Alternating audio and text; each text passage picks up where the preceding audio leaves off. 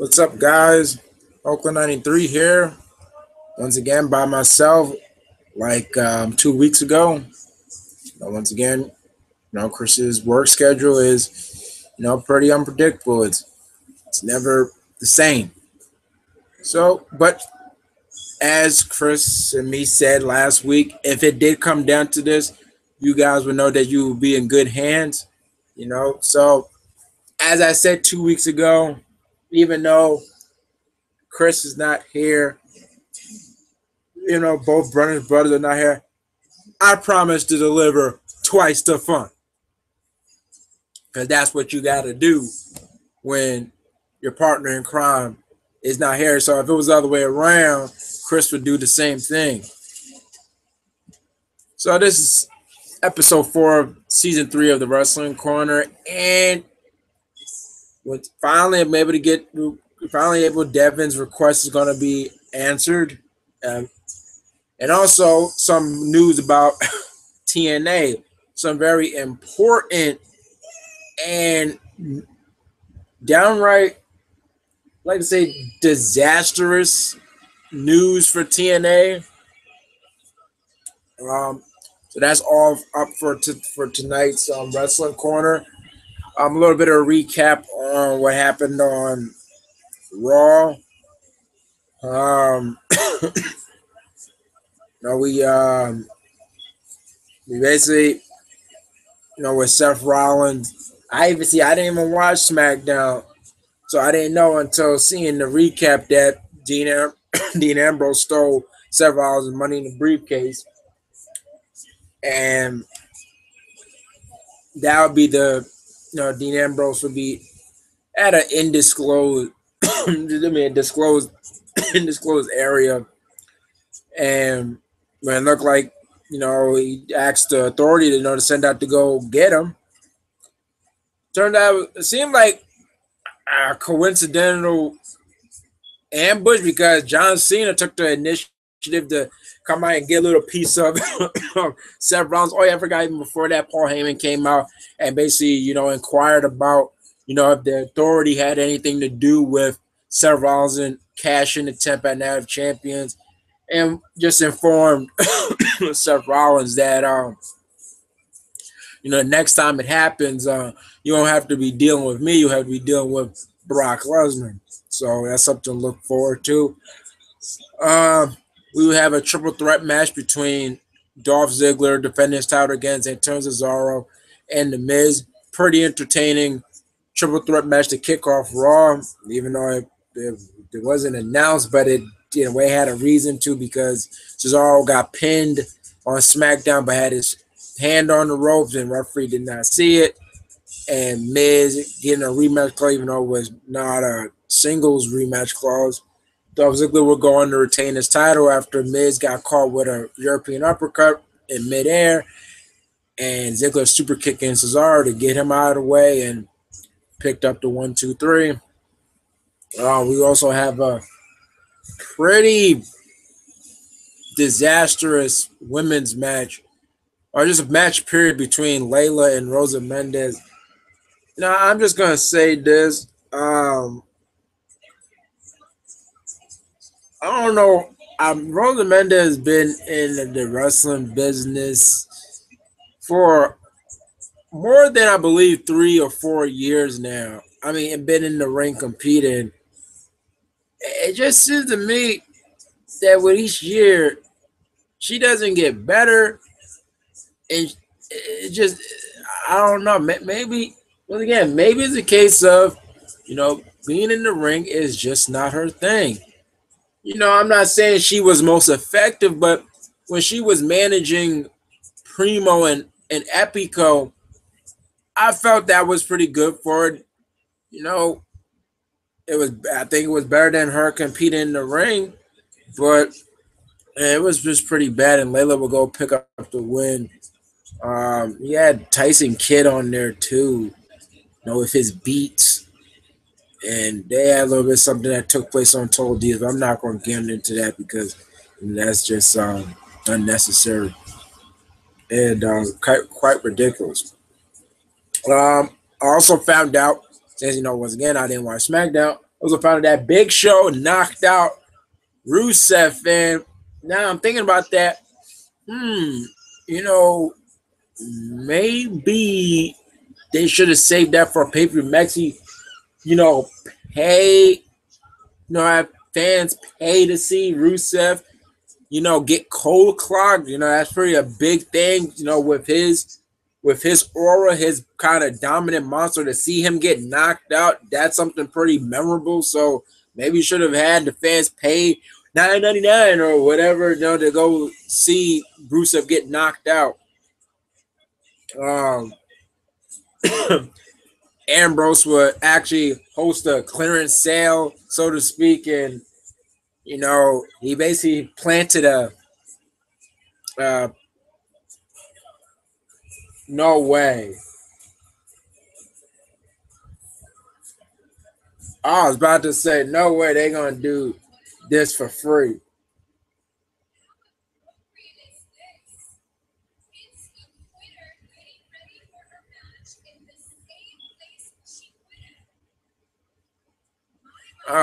No, a gig on Seth Rollins actually, not trying to think of the right word, not hacking, rigging Seth Rollins' Money in the Bank briefcase with some Nickelodeon green slime. I hope WWE had to pay royalties on that. I know a couple of the suits, especially John Cena, has done some stuff for Nickelodeon. So maybe they didn't have to pay royalties.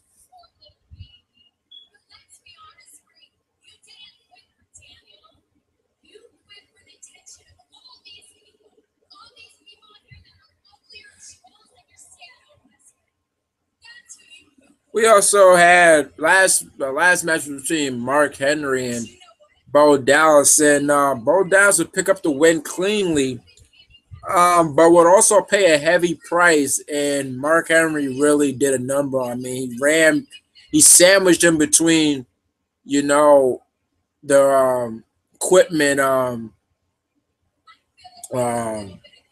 case.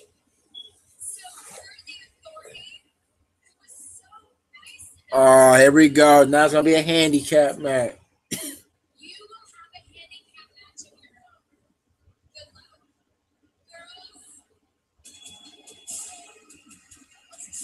Oh no, it's Cameron. It's Cameron and Eva Marie. Oh man, that spells trouble. And I don't even mean in terms of, it being hard for the opponent. It just spells trouble, period. For the viewers too. But I mean, Mark ain't really, and I believe that if that was not a double turn, then it was a heel turn for Mark. And I had a feeling. Wait, what the hell? And I had the feeling that all of Mark Henry's hardship was going to probably lead to a heel turn. There was even an article they're going to even an article, I forgot which site, which was basically about that probably would lead to a heel turn. Um, okay. That'd be so funny. Bree actually wins the handicap match. Oh no.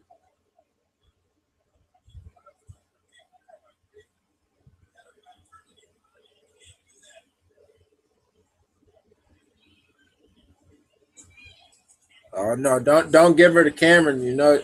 She's gonna get mixed up with pins. What? Oh wait, let me see the comments because I see that there's comments here. Hmm.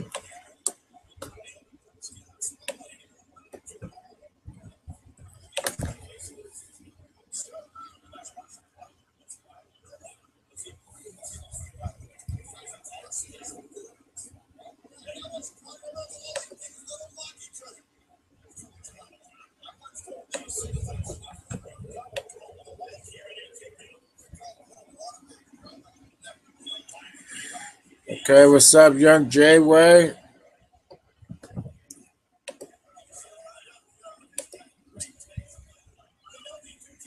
What's up, Nathan? Oh, wait a minute. There was more. I just saw another comment.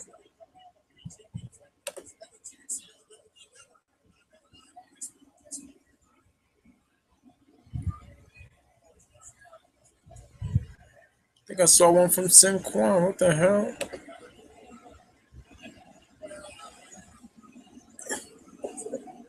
What the hey, turn that noise. Shut off that noise. Oh Jesus.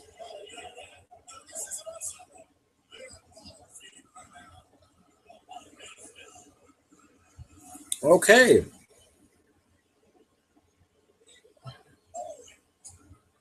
Oh, what the hell? Ah, Bree won the handicap, man.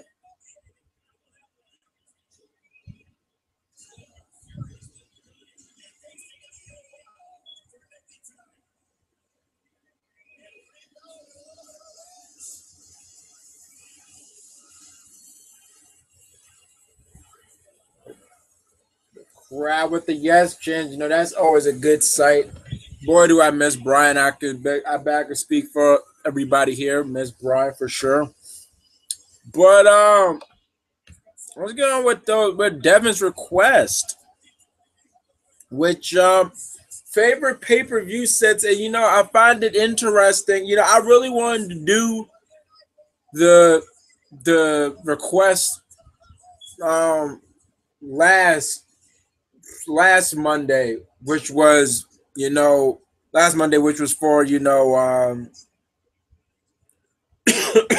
which was after Night of Champions. I really want to do that with me and Chris. I really want to do that because it seemed very appropriate to do it then, because Night of Champions once again showed, as I feel, as I've been saying for a while, as we've been saying for a while, to be quite honest, the laziness that's been exuded from WWE with the past pay-per-view sets. I mean, I think with the exception of WrestleMania, the pay-per-view sets have been nothing but the weekly shows, just with a different graphic. That's all they've been. You really can't even tell the difference between a pay-per-view set and the weekly, as you used to. You used to be able to tell the difference. The pay-per-view sets were you could tell, for instance, were distinctive from the Raw set, from the SmackDown set. They were they were distinctive. And lately, I was talking to my friend Nate, he was like, he's like, that's probably what happens when you lose, 3 million one day, like, Vince did, this year. But like I said, maybe, but I don't think that's the case, because it's been starting since Royal Rumble, and Royal Rumble happened before WWE lost all that money, before Vince became a billionaire again, and then just as quickly became a millionaire again. So it's been going up even before that big loss, that big money loss.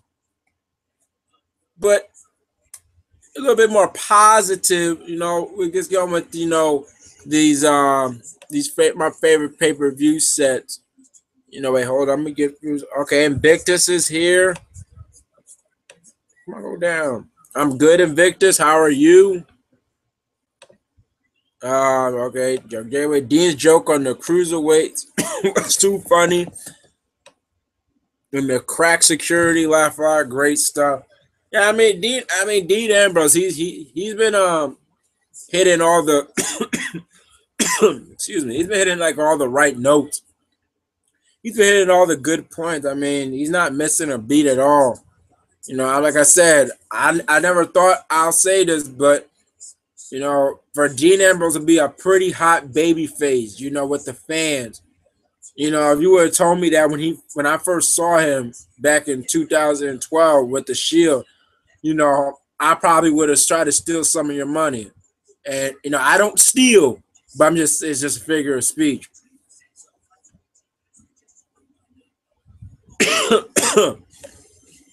It's just unbelievable that he's such a over baby face.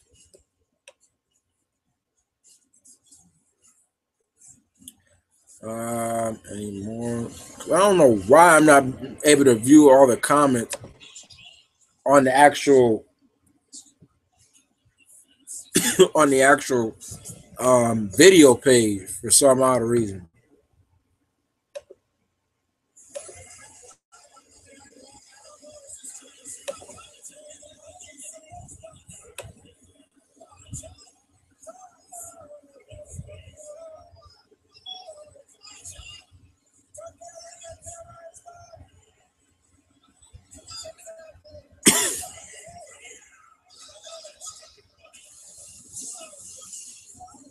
Oh my gosh, Slater Gator, they actually have their own theme.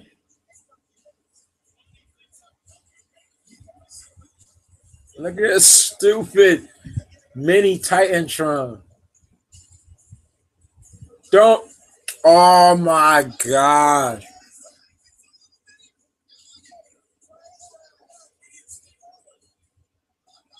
And it's Hornswoggle. Man, I don't know if Hornswoggle is getting tired of his other gimmicks now. That's basically his gimmick is now taking up other gimmicks.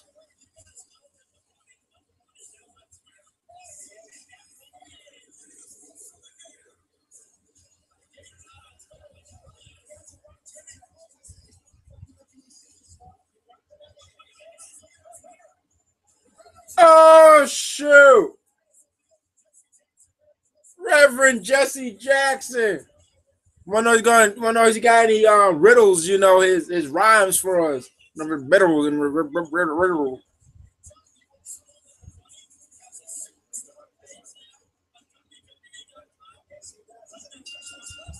Oh my gosh! You see, didn't I tell you guys? Didn't I say that there would be a pretty good chance that this bunny will really take a life of its own, will really become bigger, become really something bigger than expected, or bigger, or become really bigger than Adam Rose himself.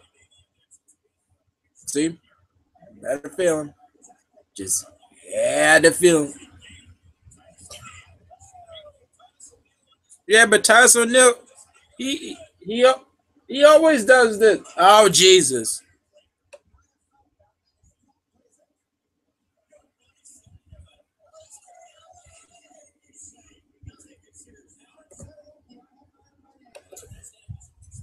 No, I just saw another comment.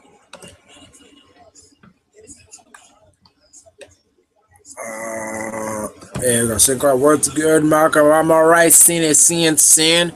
Yeah, Chris. He's at work. Just pretty busy. Okay.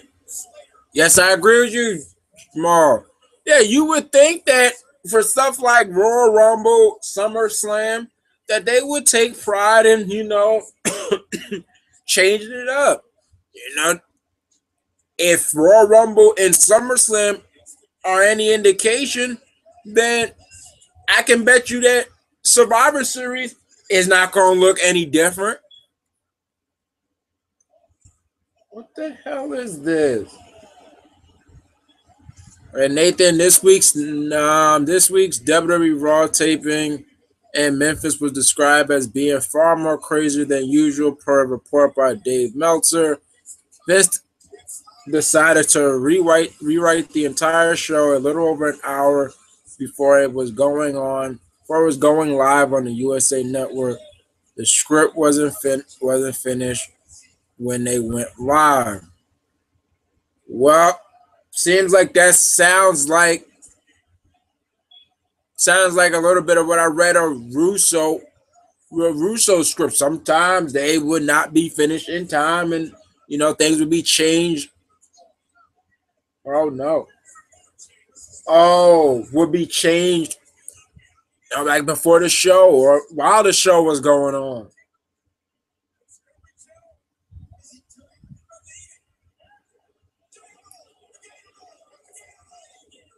Oh my gosh. And Victor, I laughed earlier when Rose Mendez lost her weave. She's garbage. I don't know. I'm telling you, I don't know. Rose Mendez, she's been wrestling me before coming to W, and it just seems like wrestling's just not her thing. Oh no.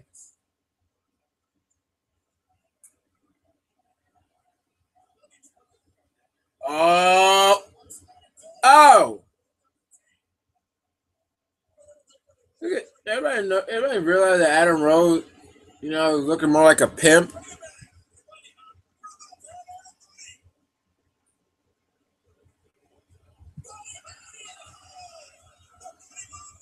And look at Heath Slater corpsing. Look like he's freaking laughing. I bet you, yo, I know this guy was just laughing. There is Reverend Jesse Jackson. And Jared Dean is Austin like to me. I could see a storyline leading up to him facing Brock and a no holds barred count Falls County where match or something of the sort. I mean, Dean versus Authority with a little assistance from Cena here and there, which will lead up to him winning the title. I could see it at least. To be quite honest, I would have preferred, it just staying with Dean Ambrose, and Seth Rollins by themselves, not with, influence of John Cena. I'm just saying, I'm just personally, I thought it was fine just with themselves and, Kane trying to do Rollins' bidding, but it is what it is. And quite possibly it's only because if what my friend Nate told is true, that Hell in a Cell, Brock might not be there. Hell in a Cell might not have a W Championship match. Once again, and this is where I bet you a lot of fans are. What the hell they put the belt on Brock for? If they, you just allowed, the belt to be put on somebody that is not even going to be able to make it to every pay per view. Oh, even though it's for a short time period, Rock was there for every pay per view. I bet you people didn't think he was going to be able to make it for Elimination Chamber, but he did. But because of Brock's limited schedule, and let's face it, I would think that The Rock, The Rock is probably more busier than Brock Lesnar, being that The Rock is a movie star. I don't think Brock is doing any, mixed martial art events. If he is, then I'm sadly mistaken, but I don't think he is. But he could be just a busy guy, but I don't know what he's doing with his business. What's up, Shadow God for you? How you doing? How you doing? Nathan Beggs, you gotta be kidding me. Jesse Jackson's there on Raw. WWE must be desperate. Yeah, maybe they asked him to come. if I'm mistaken, I don't even think Jesse Jackson is he even from Chicago? I don't even know. But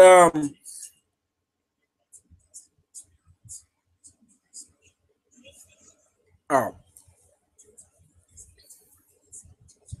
Okay, they were favorite set. We're going to talk about SummerSlam. SummerSlam's had some interesting sets. To be quite honest, the last SummerSlam before, before it went on to become a California exclusive for, I believe,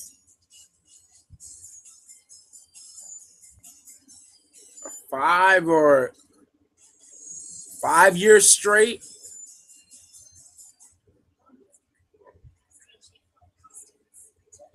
Yeah. No, 6 years straight. For 6 years straight. Before it became an LA exclusive pay for 6 years straight. SummerSlam 2008 took place in Indianapolis, and to be quite honest, that set should have been the set for when they made their, stay in Los Angeles. For those of you that don't remember, SummerSlam 2008 set, the tagline was the biggest blockbuster of the summer. I remember even the promo for it.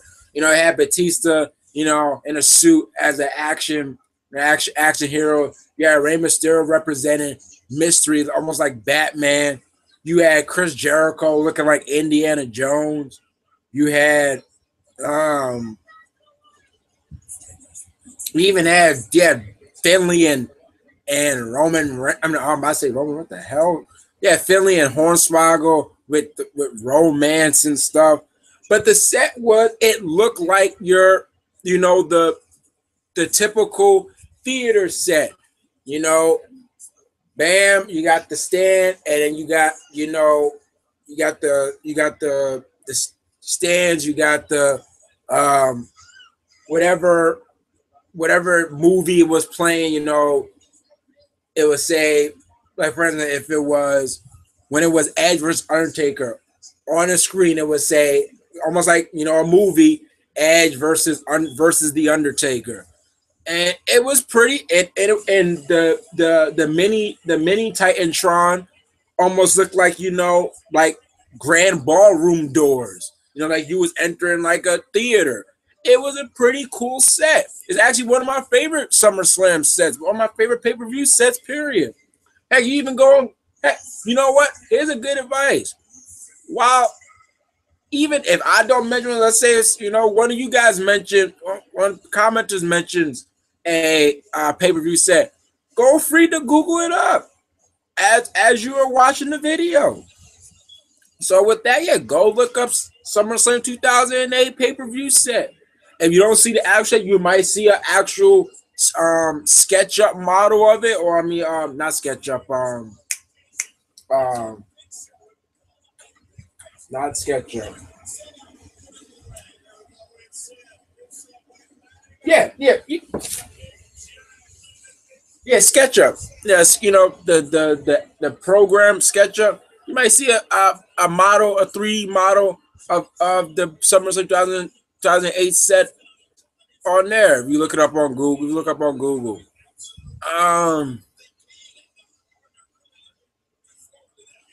trying to think of. They're all about pay-per-view sets.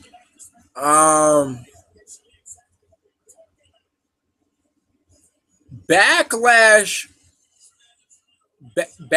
especially from the initial, not counting when it was In Your House Backlash, which was the last ever In Your House, which was in 1999, when it became its own official pay-per-view, and it had the active set with the swinging blades. That was pretty inventive. That was, and heck, in the first ever pay-per-view, it was actually used. It actually was used in a match. It was used in the. It was a hardcore championship match where Crash was on because he was champion. The match would end until he was pinned or he made a pin on somebody. He had to go against the Hardys, his own cousin Bob Holly, Perry Saturn, and Taz. And it was a pretty grueling match for Crash Holly. And there was about where Matt Hardy, he climbed up. Crash tried to climb up the hook blades, and he got knocked. Actually, was hanging by one leg, got knocked out. Then Matt Hardy jumped off from it onto everybody, and then Jeff used it to swing into a Hurricane Rana, and only to be, and then Crash got front super, and it broke in half. It was pretty wild. So yeah, Backlash from 2000 to 2002 had some pretty innovative sets. Pretty innovative. And Miss Lana looking more like she's part of the Russian mob.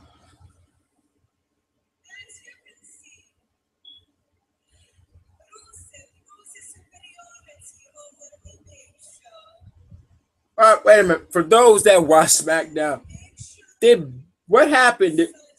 Did Rusev beat Big Show, or did the match end in like some indecisive way?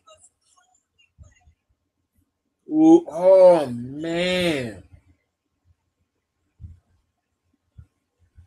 Ah,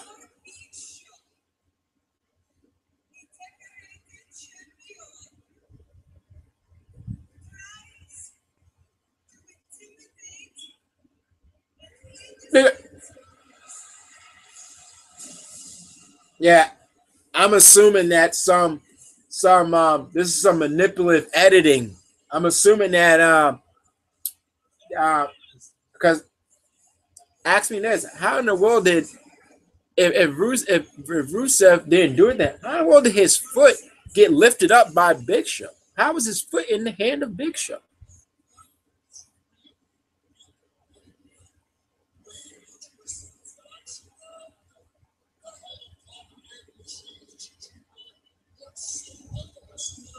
I knew it.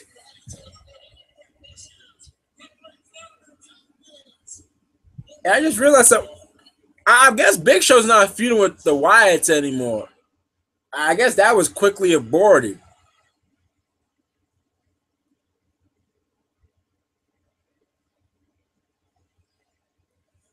Uh, some other some great pay per view sets. Um,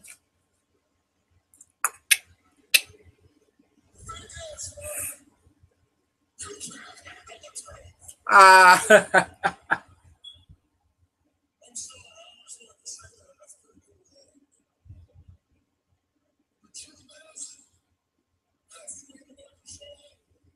here we go. I gotta see this.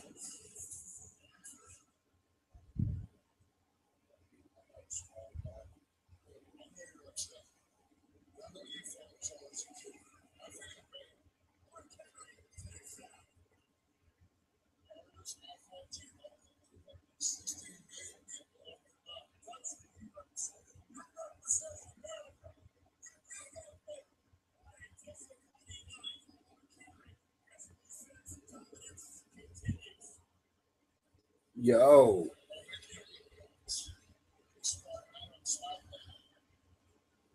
oh,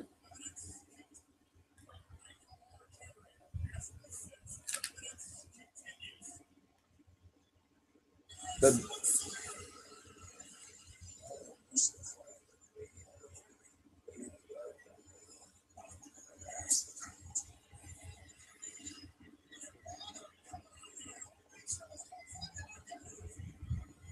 oh, yeah, I got disqualification. Yikes! Look at Lana just skipping. Oh,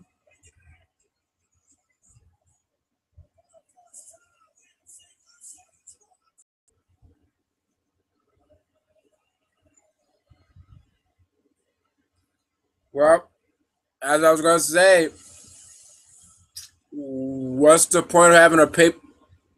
What's the point of having a pay per view match if the ending was going? If the ending was going to be that? If the ending is going to be that anyway? You just spoiled the ending. We got the payoff for free. But pay per view. I'm thinking about WrestleMania.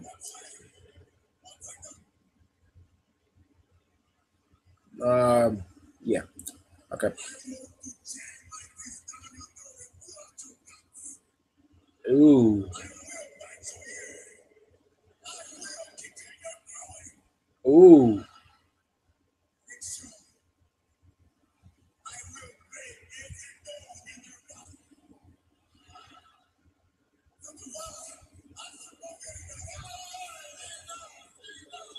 Rusev getting pretty graphic.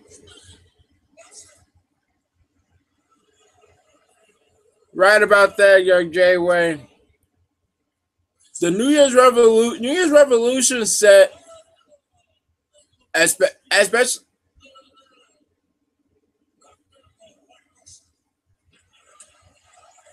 especially the first two sets. Not counting the one that first I won. It was in Puerto Rico. Yeah, the whole dragon with the fire. Breathing out fire. No, that was pretty cool. That's what stood out about that set. Nothing really else was, very, um, mind-boggling or really, you know, um, extravagant. But that dragon breathing out the fire was pretty cool. Um, I was thinking of a WrestleMania set. WrestleMania 25 was that had a WrestleMania 25. That set was big. That was really big. That was a pretty big set. I mean, in terms of the screen wise, and it had a great pyro, a great pyro, you know, pyro show.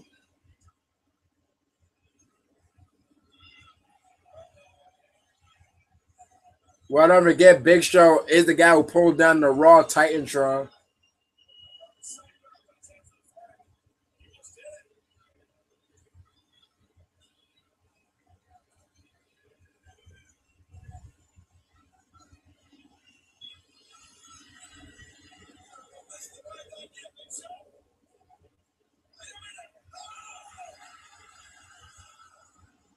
Ah, you saw Rusev's fade. He ain't gonna do anything about it. Nah.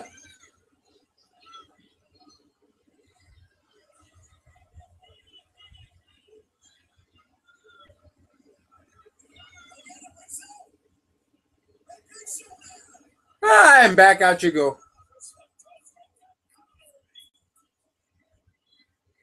And back out you go.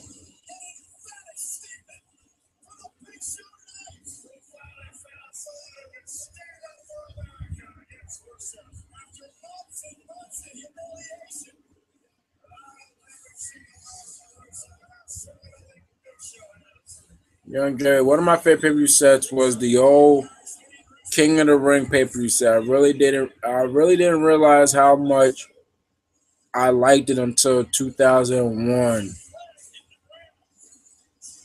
Oh, what King of the Rings? Wait, the 2001 King of the Ring set? Because that was pretty cool with the throne chair in the middle, and the glass which would play a role in the now classic Kurt Angle Shane McMahon match. Uh, oh, Shout got real. My favorite sets were Armageddon 2000 and 2007. Armageddon, the first of Armageddon 2000, had all those stacked up cars, and they play in the, and that was see, I've been that's been like the common thing, I've been saying with these sets that most of the stuff of the sets, the accessories will come into effect in matches. And that was another thing that stood out about these sets that the props will play effect into the matches. Like once again, in Armageddon 2000, you had all those barrels that will come into effect when in the last man standing match between Chris Jericho and Kane, when Jericho just pushed all the barrels on top of Kane to win the match, and then the cars will come into play in the 6-man Armageddon Hell in a Cell match with Triple H pedigreeing the Rock on the chair. I mean, on top of the car, and people being thrown into the cars and everything. Um, there was no Armageddon for 2001 because Vengeance, the first ever Vengeance. 2002 was pretty cool because you had the Raw and Smack. You had Raw, SmackDown, and you had the fire with the barbed wire. And that fire was coming back because Shawn Michaels was going to use that for the 2x4. 2003 was okay. It was pretty much almost the Raw set, just the Raw 2002 set, 2002 to 2000, to 2008 set, just with the Armageddon A on top and everything. It's Johnny Boy Cena. Look at this guy. Look at all these boos. That's what this John Cena does, man.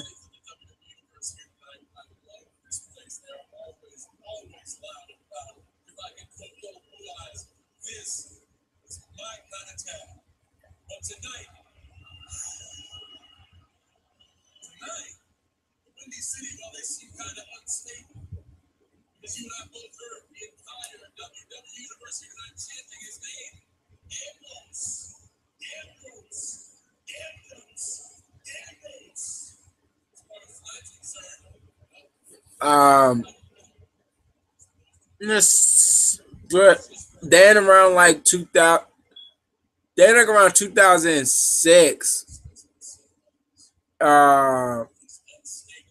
2006 until Armageddon's end, which was in 2008. It was almost like this.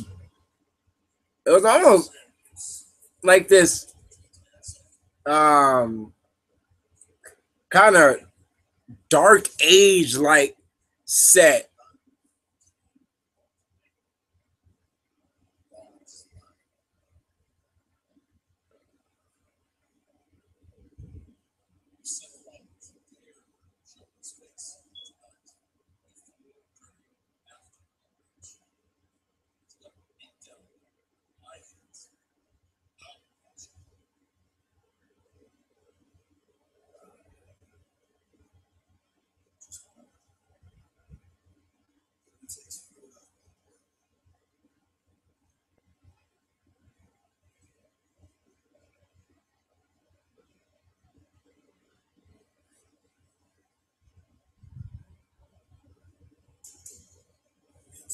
Oh man. Yeah, they had like this dark age like set, and then Undertaker actually be thrown off of in his match against Slash Ride match against Kennedy. Um, trying to think of some other. Heck, heck, just since I'm seeing it right here. Heck, WrestleMania 30 wasn't that bad of a set. With the Nolans theme, it wasn't that bad. It was a pretty cool looking set.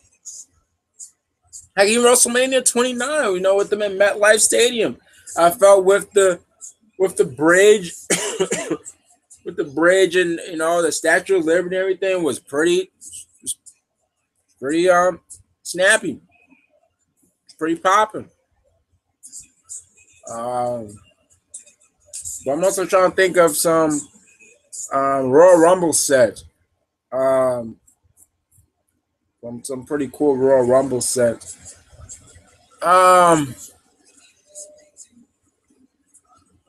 No.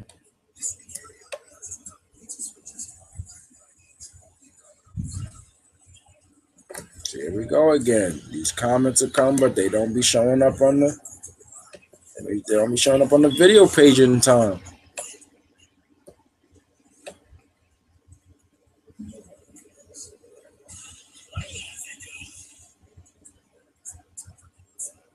All right, thanks. Yep, thanks, Nate, about the Rusev thing, but I already saw on the promo package.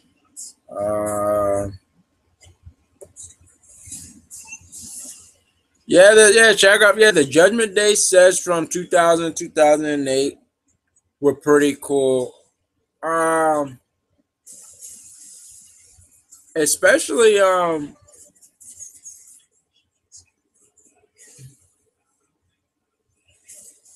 Judgment Day.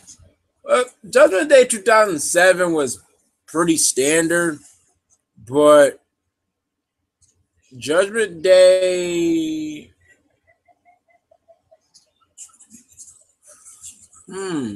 Judgment Day 2004 was I think probably the most interesting. That and Judgment Day 2000 and 2003.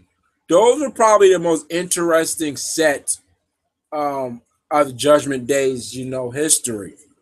Because Judgment 2004, it had all those crosses, and it had the cemetery like gate, and it was it had a pretty eerie tone to it. And SummerSlam two, I mean Judgment Day 2003 had like the pipes and everything. So yeah, and yep, I mentioned Armageddon 2006 when it started. 2006, 2008 started. Yeah, almost like that castle like set, almost like that dark age set. Yeah, it was pretty unique. It really was. Yep. Okay. Yeah. To clarify, yeah, you were talking about the 2001 set.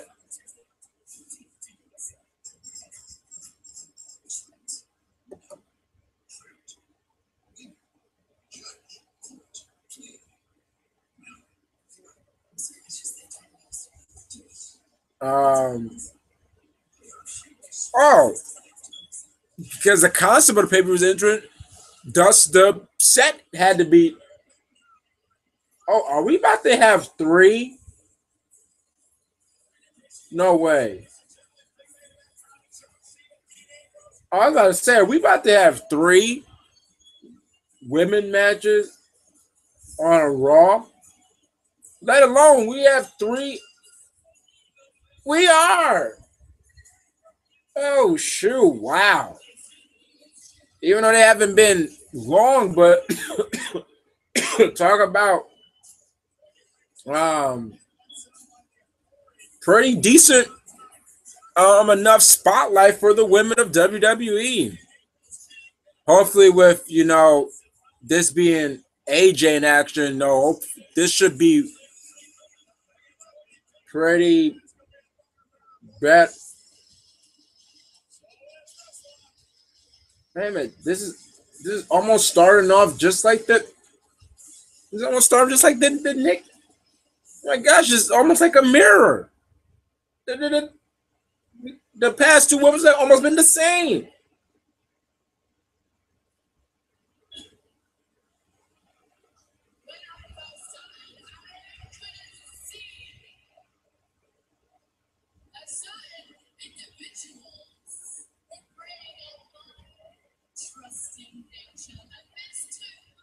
Wow, Paige actually talked over the CM Punk chant.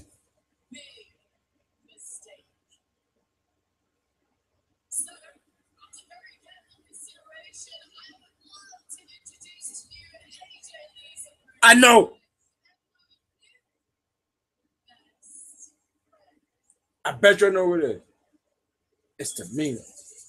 Really?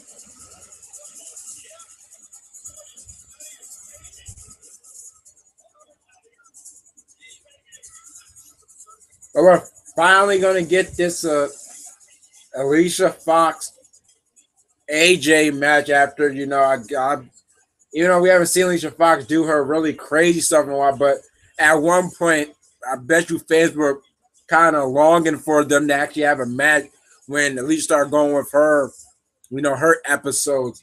But I thought it was going to be Tamina, like the hell. I thought it was going to be like Tamina, like the irony, like we haven't seen Tamina in a while, and Tamina was AJ's like bodyguard, and now she's back to being AJ's enemy. Oh, ooh, ooh.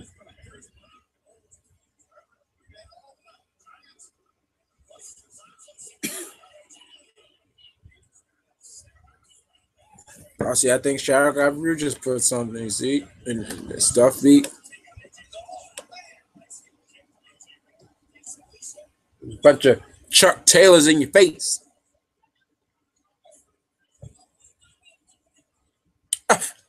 You just hear Alicia Fox. Oh my gosh! Look out! Oh man, she landed right on Paige's face.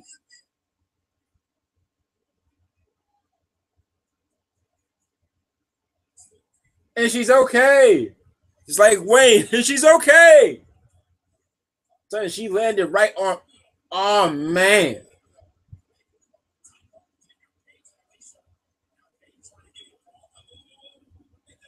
So,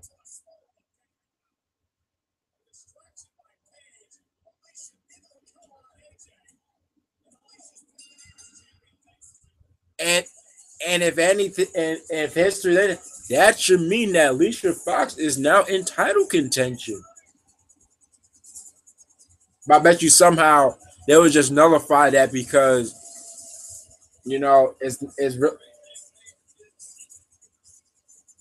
Oh, uh, we're gonna have. I think that's Mountain Dew. That's too much caffeine. No, don't do it. Do not do it. Do not do it. Do not do. Oh man, that just sounds weird. Do not do it, and it's Mountain Dew. Do do not do her with the. All right, comes the rampage. Oh.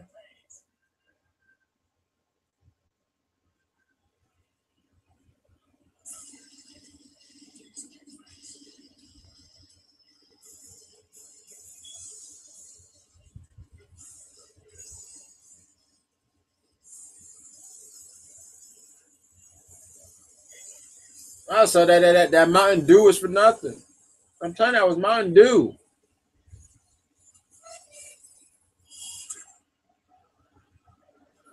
I was about to say, I'm about to say, I know the Wilds are not going to prey on the vulnerability of a helpless AJ.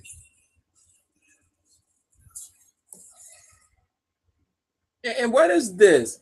It's just been really all about Luke Harper. I thought the next one they did the next one be about Rowan. Maybe they're going to lead to the Rowan part of it, but they showed this before, and it was with Luke.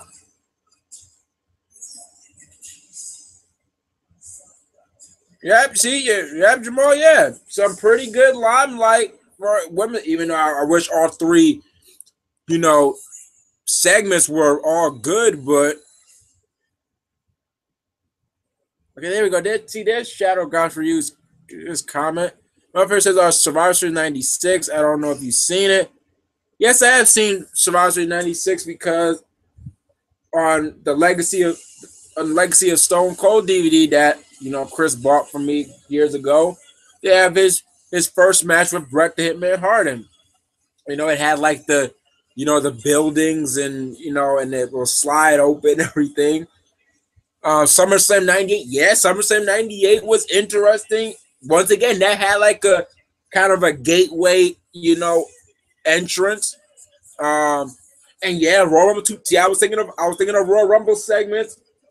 Royal Rumble 2000, even though it was small, was in Madison Square Garden, was a pretty small, pretty small set and pretty thin, but it was almost akin to a New York alley. Well, the stereotypical New York alley with all the graffiti and the bricks, and add that taxi, leaning down. It was pretty cool. I was thinking of another No Way Out. No Way Out 2006. It had like that Roman remember they was doing that Roman Coliseum theme.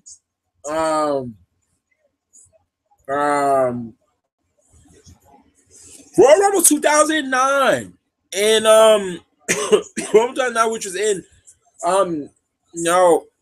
Motor City was, and I think it paid homage with it. It almost had like how you see like in shows stuff when they show maybe showing like the freeway of LA, or showing you got the lights going really quick. It was almost like that, like the car lights going really fast and everything. Royal Rumble 2005, which played up the West Side Story. Remember they had that promo, tonight there's gonna be a Rumble tonight. That's right. We step into the ring with that wrong. They're standing. They're calling it be one Royal Rumble winner tonight. I remember I used to annoy my when I was in I was in sixth grade. I used to annoy one of my good friends with that. He used to get tired of me singing that. You can look it up on YouTube. That was a pretty funny promo for the Royal Rumble of that year. um, um, No Way Out 2006 with the theme was the barbed wire cage match between JBL and Big Show. It had all that barbed wire, around it. It was pretty cool too. Um,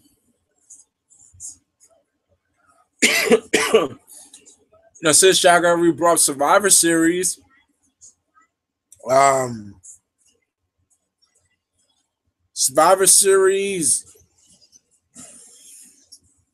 Survivor Series 2004.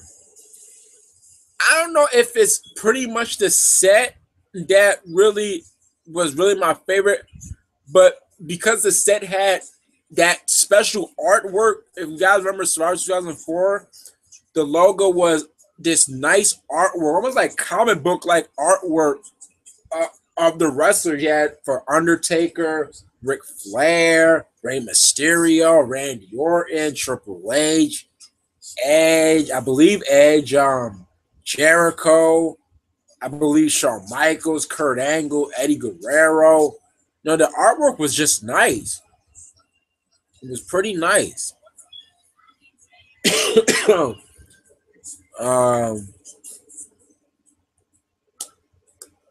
Trying to think of some other. Oh, One Night Stand 2007 to 2008, when it wasn't the ECW themed anymore, when it was just WWE One Night Stand. So from 2007 to 2008, it was pretty cool. I remember 2008, it was almost like, a construction site. Like how when they do construction in the street, they'll put up something where, danger, so and so is being built or something. It had like that traffic light, light and everything. It had the forklift. It was pretty cool. In 2007, the forklift actually come into place because that's where John Cena would FU Great Khali off of the win to retain his WWE Championship in a Falls Count Anywhere match.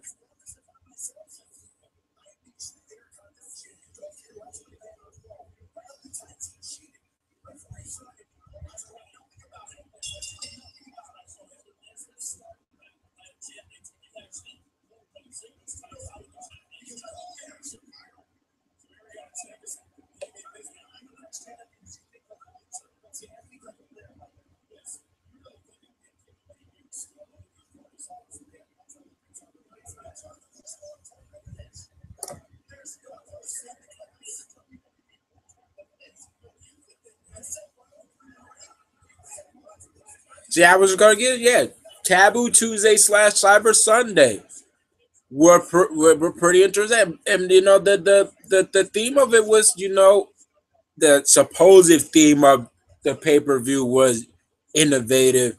I bet 9 times. I'll bet you a dozen donuts that I don't know why I thought of donuts that those votes they weren't even like real. I bet you they were like predetermined. They were predetermined votes. I mean, some of the selection you had to be like, those had to be like rigged or something. It had to be predetermined by the company itself. But yeah, SummerSlam 2008, it had the Mac. Oh no. Oh.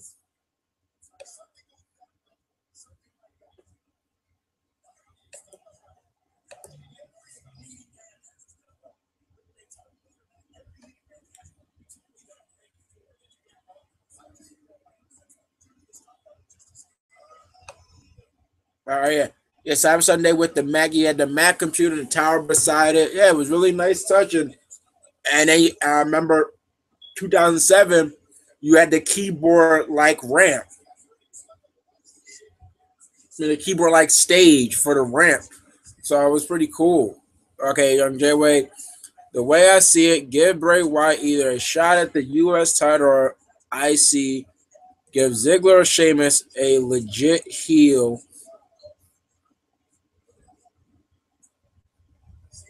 Oh, or put Harper against Sheamus and Bray against Ziggler since he works well with the smaller guys. That's not a bad idea. That would be doing, hopefully, would do benefits for both Bray and I just imagine that both of them having an intercon in the United States. Now, would I go say that would do justice for the United States Intercontinental Championship? Would I go say they'll go on to, you know, bring limelight or attention to it? I mean, like real commitment or actual stuff for it? I don't know. I can't go far because look when Ambrose became United States champion.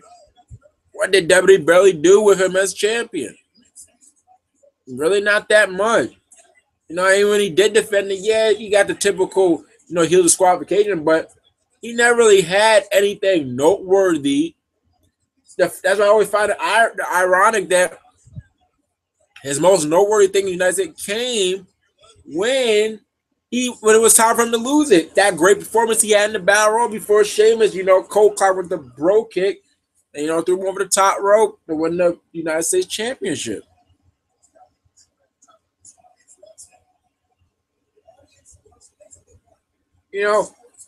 I would get tired of, you've always been hearing this. Like, anytime somebody wins the Intercontinental Championship, you always hear, I'm bringing back prestige to the, the Intercontinental Championship. And to be quite honest, if you really look at, are they really? No, not that much. So,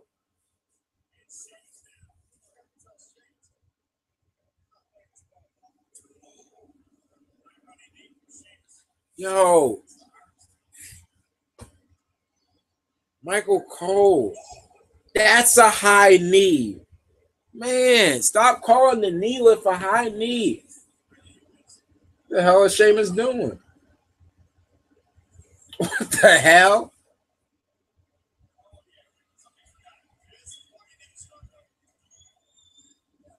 Man, not even judge him because of his physique, but because of his physique and because of his skin. Sandow, he just looks like, he just took out a Pillsbury, just open up the Pillsbury like biscuit and stuff, just that doughy white look. They're just a dough. That's how dumb Daniel Sandow be looking like. I know you think, but you got Sheamus who's freaking pale as a ghost, but Sheamus is not pretty. Oh, look out! Sheamus is pretty fit. He got some. Oh, the bro kick, and you can call this one a night.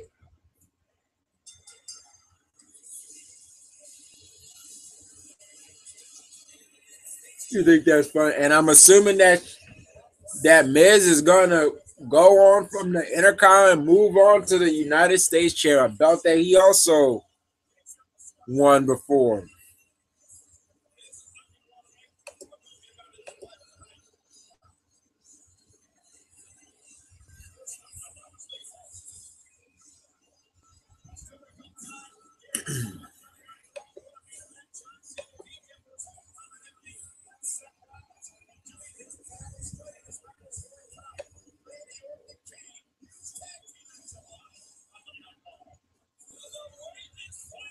It's how again.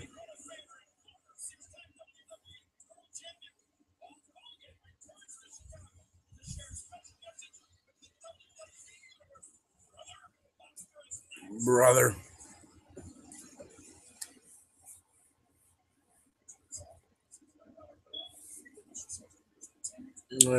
In about maybe 10 or 15 minutes, move on to the next segment, which is,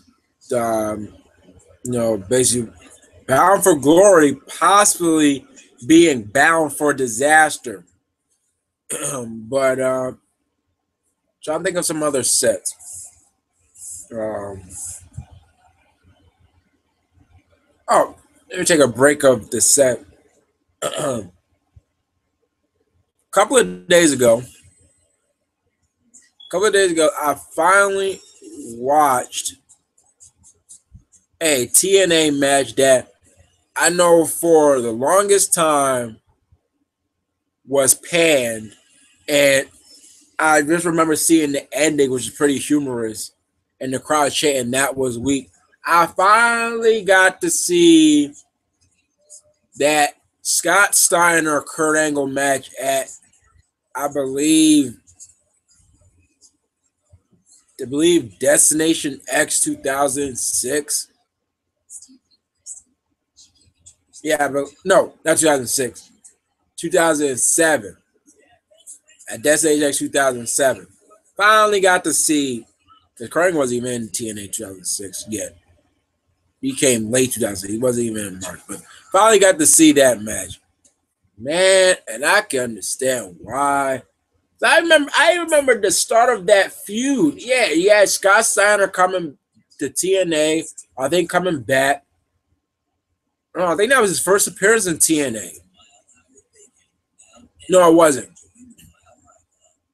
He made his return back, and he would bust Kring open with a headbutt with Kring, and Steiner still had that chain, mesh, headpiece that he was famous for.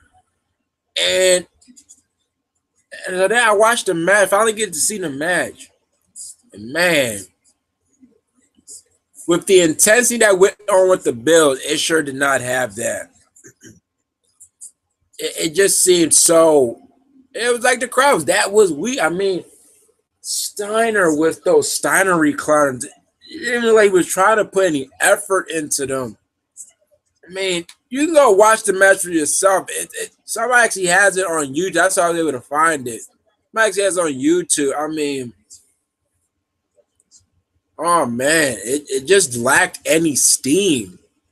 And I think it's just one of those cases of, kind of was the problem with Scott Steiner as his career went on. He just became very immovable. And not even like in the good way, like in the bad way. Oh. There was really not that much. Steiner, he did this. He would do. I'm surprised he would pull off the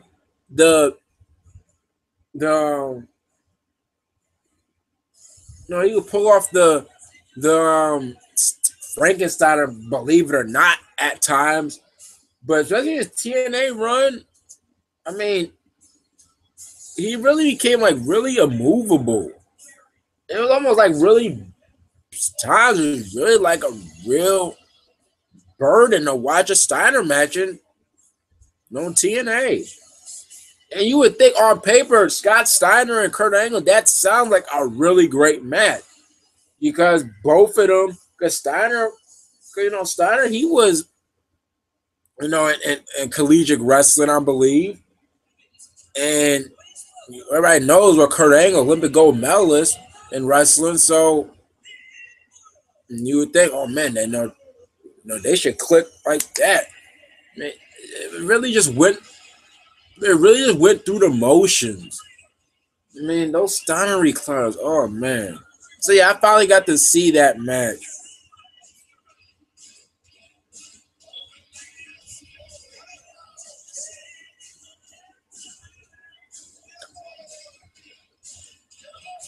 If you hurt my friends, then you hurt my pride.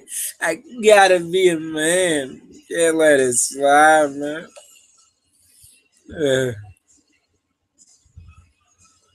Jerry, why not just make Miz and his stunt double a tag team, a heel tag team? They could use it. Yeah, they could use. You know what? Hey, yeah, you never know. That'll probably be the case. WWE could use another heel tag team. I'm not gonna lie.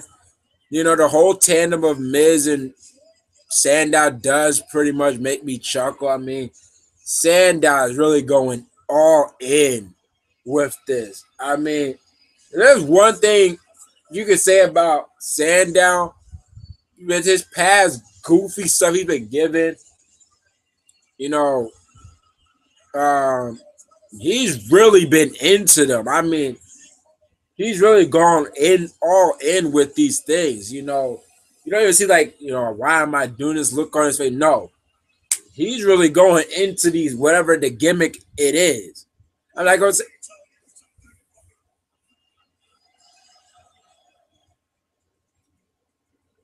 got cut off by Hogan.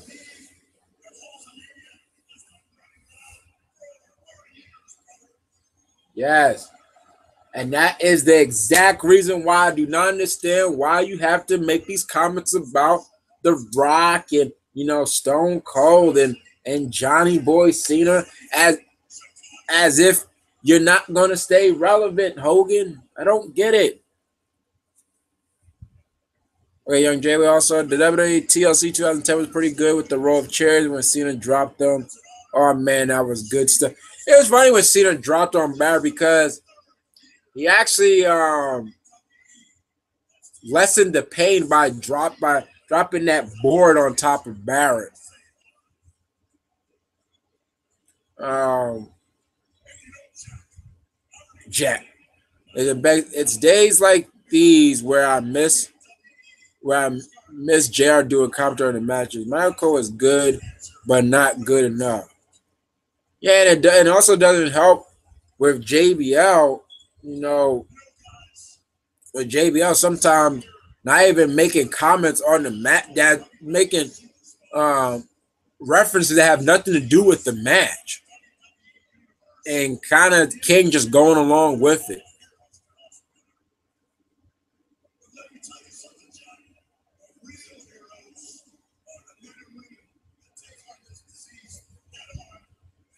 Look at that Colt Cabana big head.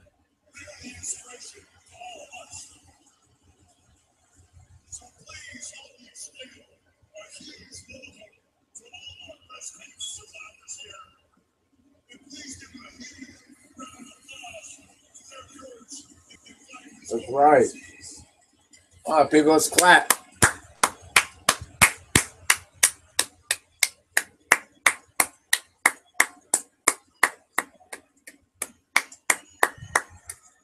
You can see the emotion. That lady was, you say, sure, again, she's tearing up for sure. Who can blame her?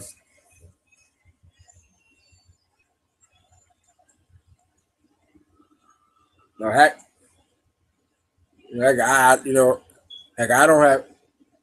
have cancer, and I know, and I hope to God that I never get cancer. But if I did, you know, and I beat it, you know, I'd be teary eyed too if it was a cancer awareness day or something, and actually showing support and praise for beating cancer. I would get teary eyed too.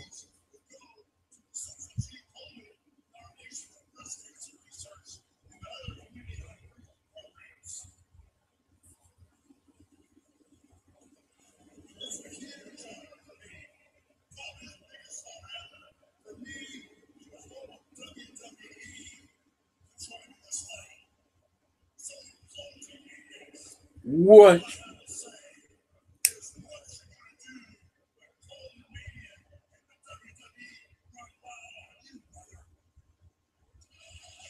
Say, here's some good shill. Here's some good shilling or advertising or promoting from the WWE legend. Cause people to this day are I think I'm still seeing articles about how weird that panel with Hogan, Flair, and Michaels was. I'm not gonna lie, that panel was pretty strange.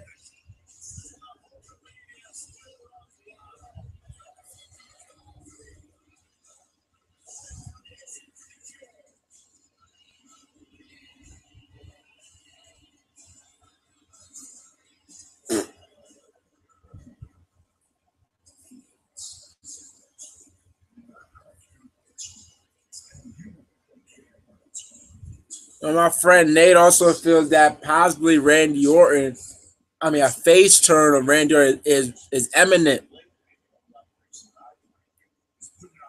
because He feels that they need somebody to face, Brock, need somebody to feed Brock to. And I bet you really would want. I know,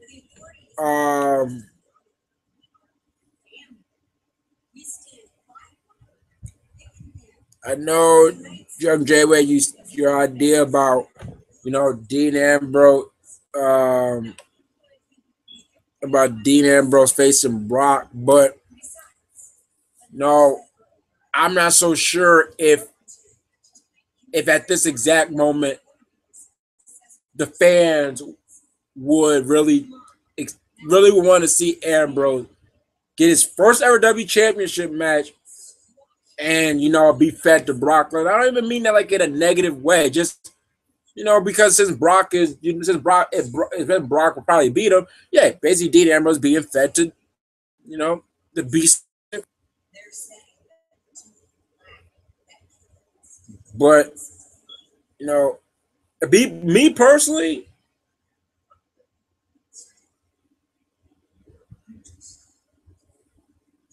ooh,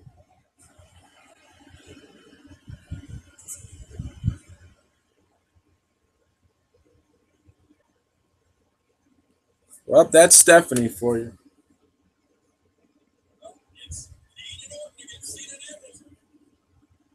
Oh no,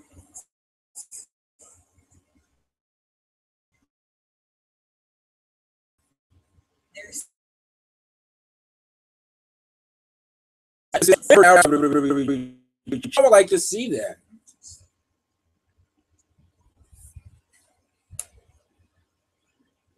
Yeah, I would say that for Roman Reigns. I I know Roman Reigns had shots already, but talking about his first ever one-on-one shot where the spotlight is on him and his opponent. I would like to see the same thing for him. I would like to see his first shot. He wins. Same, just like with Warrior. Warriors, first shot at the W Championship against Hogan. He won.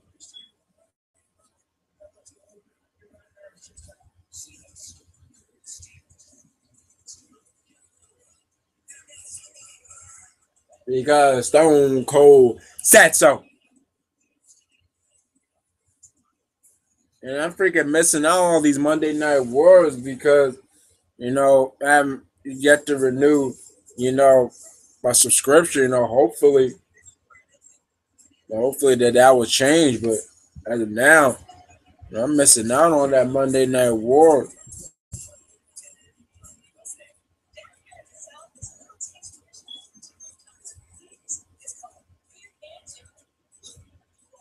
The hell.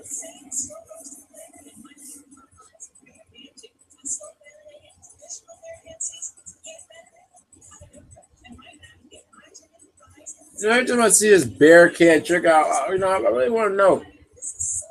No, I bet you when you as a parent you're thinking, do I really give this to my kids? I hear that beer. I don't want to give my kid, alcohol. And I just don't want to do that. I don't want to do it. I don't want to do it.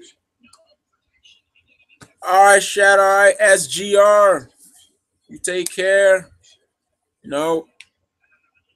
Yeah, I know.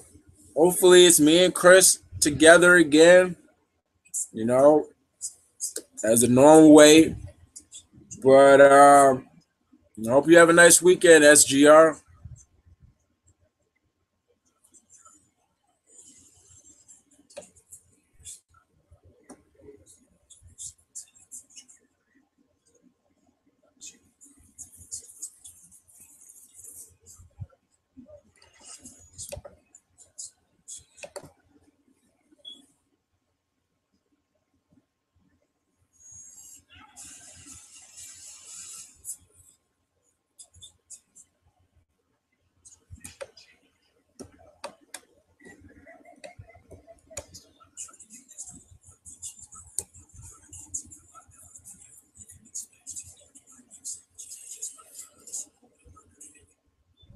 Trying to think of this is 4 minutes to 10:50, and I said that's when I'll get into the final segment, which is the second segment of of this this episode of The Corner.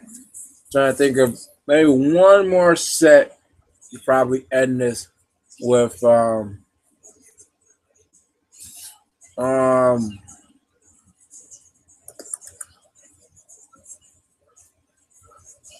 on.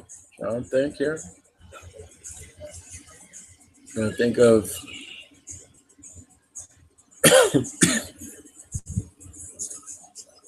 ooh.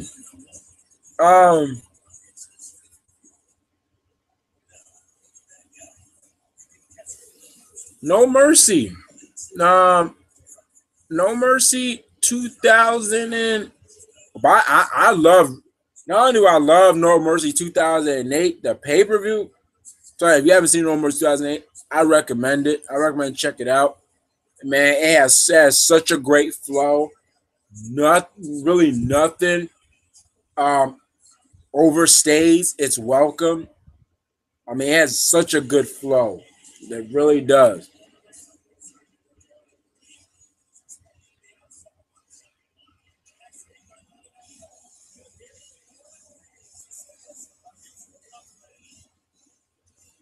Man, it's just me or does Roman Reigns, if that's his insignia now. If it's just me, though, did that or does if it's just me or did that not look like does not look like Spider-Man's um Spider-Man's movie spider symbol?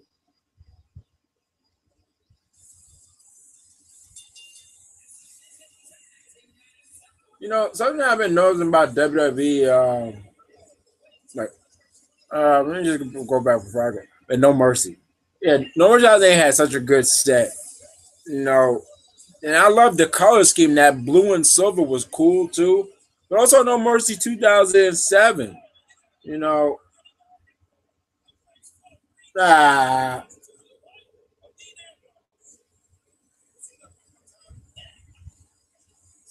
oh, actually one more since it's 1 minute to 10:50.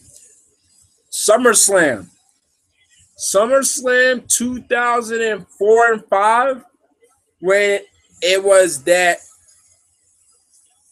it was that it was almost like that arc like almost that arc Titan Minitron. That was cool too. But uh oh yeah. Oh yeah, now it's going to now. Sometimes I know W, you know, W. Sometimes they try to make you, you know, they try to make you want to see a pay per view match by giving the match. It's pretty strange by actually giving you that said match because they're gonna do Rusev versus Big Show. You know, they said next week. Like, yeah, why not just do some more build up? No, it's different. You know, it was different for that one match, but you know, you got Hell in a Cell. Come on, do a little bit of build up. All right, it's now 10:50. About that time. Raw's about to come to an end. So 10 minutes for the corner, or whenever Raw goes up for the corner to come to an end. Um, Bound for Glory. I was introduced. What I'm about to tell you about Bound for Glory. I was introduced to this a little bit of it by my friend Nate. You know, he was almost like, can I basically, say, what the WTF about TNA? And I'm like, what's going on? He was like, you know, he was like, Bound for Glory is supposed to be like that WrestleMania, right? I'm like, yeah. I'm like, yeah. So why in the hell will you not have Bobby Lashley, Bobby Roode, the Wolves, Gail, Taryn, etc., at your event? So I basically asked him, like, what are you talking about? Like, did TNA did they put up like the card for Bound for Glory already? And so I did some digging. When he first told me, but then I did some more digging. All right. The reason why I say Bound for Glory this year could be bound for disaster. All right. I'm not going to try to spoil too much about, TNA's title picture. Okay. But basically, TNA and see, like, for Bound for Glory being in Japan, TNA is kind of teaming up with Wrestle One, Great Muda's promotion. However, because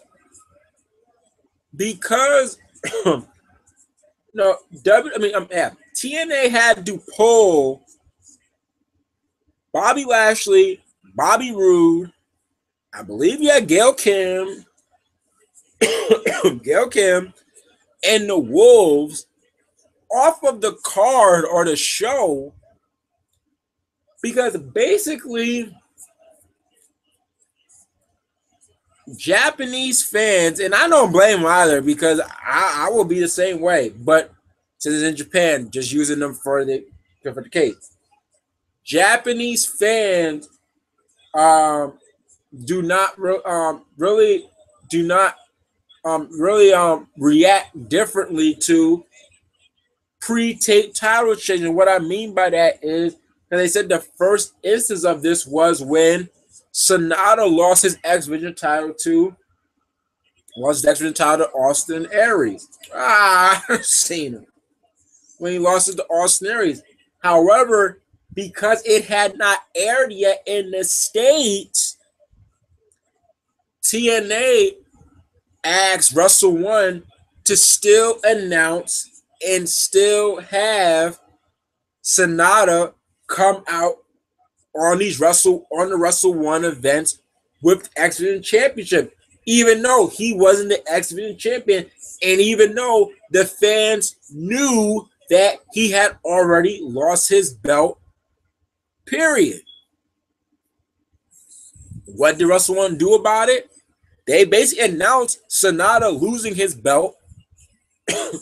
Basically, they did the opposite of what TNA told them to do because they knew that their local fans, that their loyal fans would be like, we know that Sonata lost his belt, so why are you going to try to play us for a fool by still having him come out with the X Division belt and acknowledge him as the X Division championship?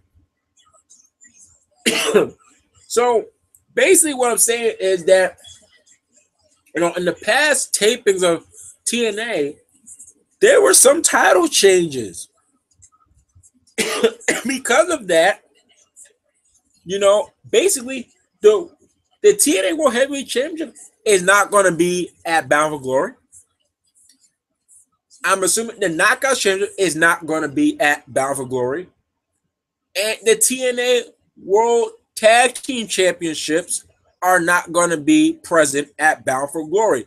The only title that's going to be present at Bound for Glory that has been announced is the X Division title. So it seemed like Samoa Joe did not lose his belt because he's defending his title against Loki and Kaz.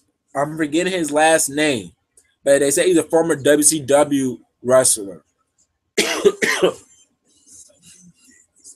So, and it's not necessarily TNA's fault because when they were told by Spike that, yeah, your contract with us is ending, I bet you they put on the panic button or just got in the mindset, okay, now we just got to, really really,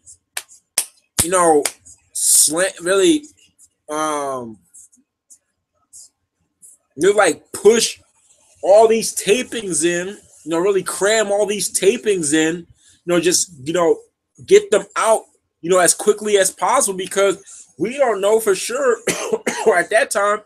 It looks like we're not going to be with Spike when October comes. So, if we really look at it, this Bound for Glory, if you're a TNA, heck, even the WrestleZone site, where I found the article, the guy, he's even a diehard TNA fan himself.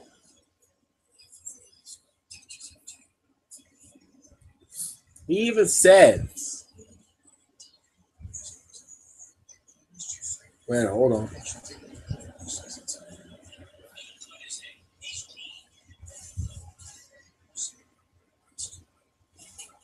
He even said that there's really no point in paying for it because just think about it. If you're a TNA fan, you're basically going to be watching its flagship show, but with no TNA. Basically, it's a TNA-less Bound for Glory.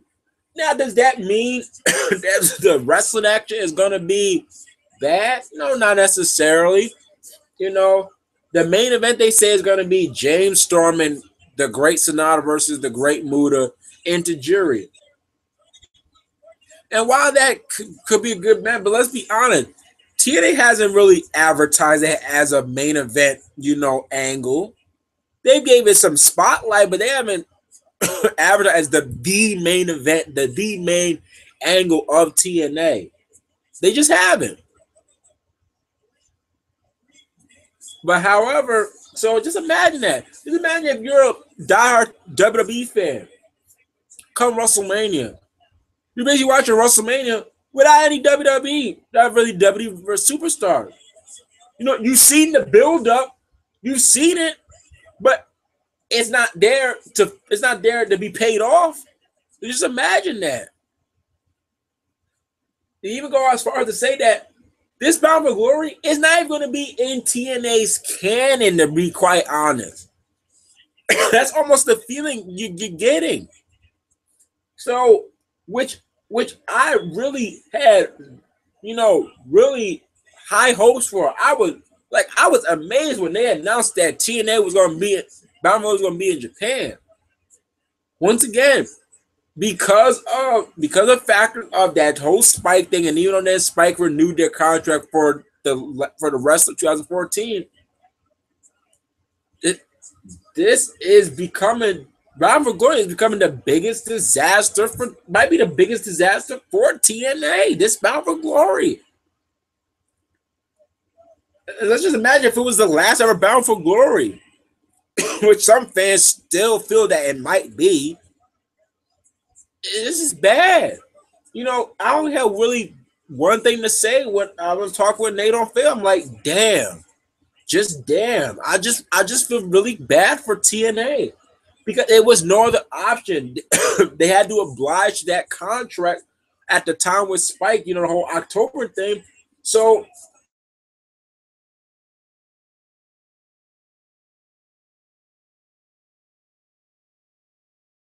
Had to do the title change. One of the big time is what happened already. It happened September 18th, but it won't air until the first Impact after Bound for Glory, which airs October 15th.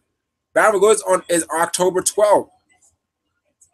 So man, this is really bad for TNA. It really is. I mean, there's really no way to justify it. They say, what's the real big deal about, this is, could you just imagine a WrestleMania without the WWE champion? Just a WWE championship match, period. Well, wait a minute. Okay, wait a minute. The first ever WrestleMania didn't have a WWE, but just after a while, every WrestleMania had a WWE championship match. And I can't imagine that I don't think there's ever been a WrestleMania without the WWE champion on there, just period. So can you imagine that with no WWE champion, with no tag team championship? Doesn't mean the tag team were really prestigious. Back in the Dudleys and the Hardys and Edge and Christian, and all of them. There goes my dream of Jessica Hare versus Gail Kim in Japan. The Wolves will fit right home with Japan because they exude that strong style. Bobby Roode's not going to be there. Bobby Roode's not going to be there. Bobby Lashley's not going to be there.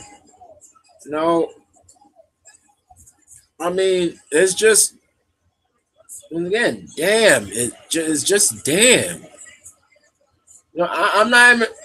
I'm not even sure if I'll even watch this Bound for Glory because I might check. Excuse me. I might check out the X Division title match, and possibly, but I don't know if I'm watching it. Oh, I don't know if I'm watching it live. But okay, yeah, we got some. Yeah, I'd like to hear some comments about this because this is really bad. And to be quiet, I behoove anybody not to look up. And if you don't want to be, if you don't want to be spoiled, don't look up Bobby Lashley's weaker pick because you'll find out who he lost. You'll find out, you know, you'll find out. Don't look up. I don't even know if the Wolves, they lost their belt. There's a dirt, but don't look up the Wolves page. The Wikipedia because you might find that they lost. And same thing for Gail Kim. So, I behoove you. If you don't want me to, don't look up,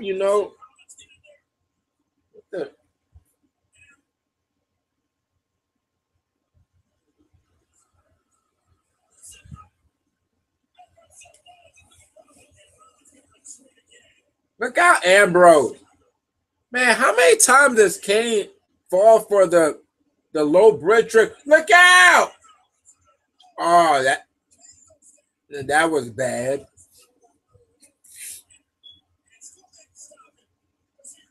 Look how slow. No, it's a trap. What the hell was Rollins doing?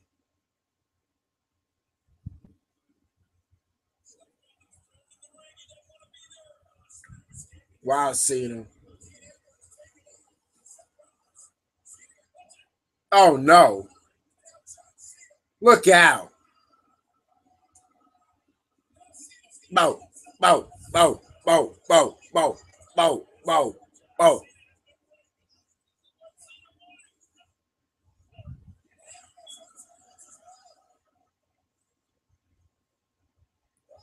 Man, get the hell out of here, Cena.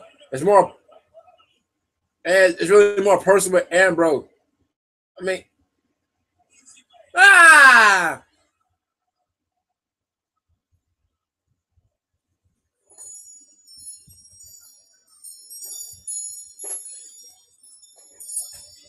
Yo, he still didn't wipe off that white stuff, the green stuff. Look out! Oh! The RKO. And I'm assuming because Brock Lesnar might not be able to sell, this is going to be the Hell in a Cell match. It'd probably be a 3-on-2. Or another 3-on-2 Hell in a Cell match. But yeah, young guys, yeah, so young, yeah. Oh no. No. But yeah, you just got nothing but feel bad for TNA, man. This is bad. This is some bad stuff. And then the also problem is that because all those tapings, they basically have no more tapings for 2014. They did all their tapings for 2014 already. Because of that, starting the whole thing with Spike.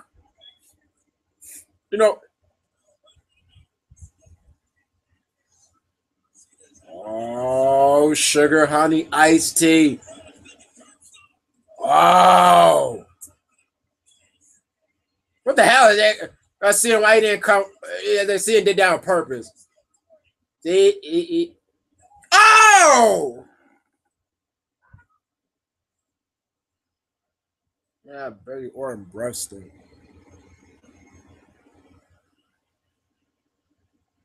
Oh, man. Oh, man.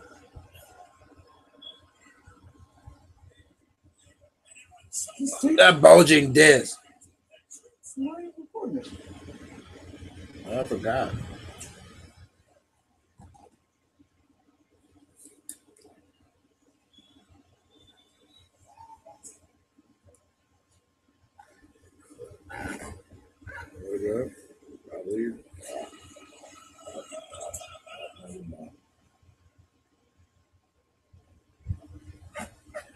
Oh, man. Oh, no, they're gonna do it on John Cena too. It is his heroic head. Oh.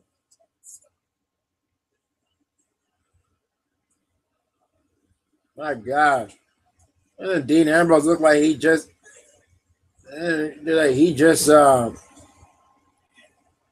went head first into some gangrene.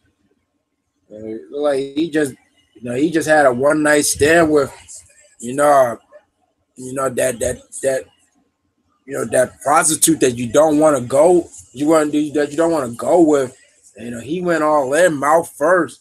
Oh man, how disgusting that look. Yeah. Up, not a night for the heroes. Wow.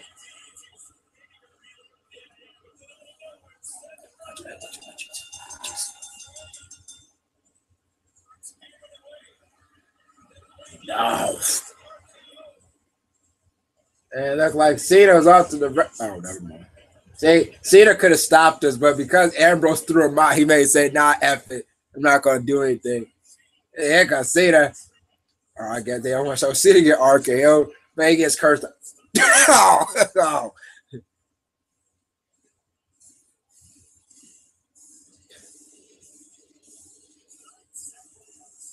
And now Orton and them praise him again when they were just saying we're getting tired of his briefcase and everything. Not a good day for the heroes, and looks like Bound for Glory is not going to be a pretty good night in terms of, oh man, in terms of, overall TNA value in terms of for TNA. But yep, no, not a good day for the heroes and TNA. And with that, this is Hokeland 93. It's good for all you guys to join me for Wrestling Corner. Hopefully next week, Chris's schedule does not, heed, no, I don't heed, hinder him. He will be there, and he just came from work.